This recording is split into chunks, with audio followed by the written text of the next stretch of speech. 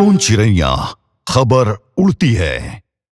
Monsoon सत्र के पहले दिन छत्तीसगढ़ विधानसभा में खाद की कमी और 2024 में हुई राजस्व निरीक्षक भर्ती परीक्षा में अनियमितताओं को लेकर विपक्ष ने सरकार को जमकर घेरा।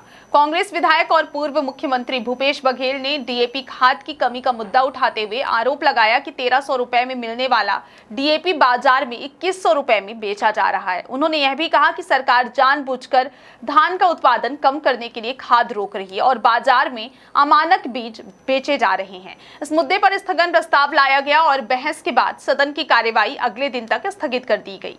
प्रश्नकाल के दौरान 2024 की राजस्व निरीक्षक भर्ती में हुई गड़बड़ी को लेकर भी जोरदार हंगामा हुआ। भाजपा विधायक राजेश मूणत ने मामले को उठाया, लेकिन जैसे ही उन्होंने पिछली सरकार को दोषी ठहराया, विपक्ष ने तीव्र विरोध दर्ज कराते हुए सदन से वॉकआउट कर दिया। भूपेश बघेल ने परीक्षा में अनियमितताओं की सीबीआई जांच की मांग करते हुए सरकार पर भ्रष्टाचारियों को बचाने का आरोप लगाया।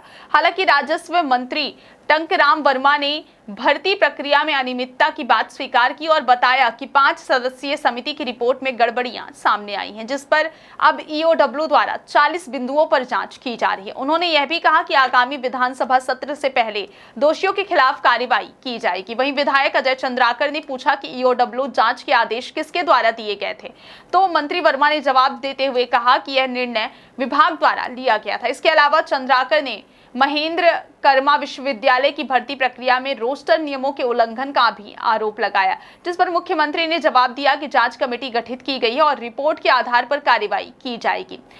वित्त मंत्री ओपी चौधरी ने सदन में छत्तीसगढ़ मूल्य संवर्धित कर अधिनियम 2005 प्रस्तुत किया, जबकि वन मंत्री केदार कश्यप ने वनरोपण निधि अधिनियम 2016 की वार्षिक रिपोर्ट पटल पर रखी। नेता प्रतिपक्ष चरणदास महंत ने ध्यानाकर्षण के खाद की अनुपलब्धता का मुद्दा उठाया और कहा कि व्यापारियों के पास खाद उपलब्ध है, लेकिन सरकारी समितियों के पास नहीं, जिससे किसान असंतुष्ट हैं। भूपेश बघेल ने भी बिजली कटौती और बीज की कमी को लेकर सरकार की निष्क्रियता पर सवाल उठाए, जबकि विधायक उमेश पटेल ने कहा कि खेती की शुरुआत के लिए खाद आवश्यक है और सरकार जानबूझकर डीएपी की आपूर्ति रोक रही है।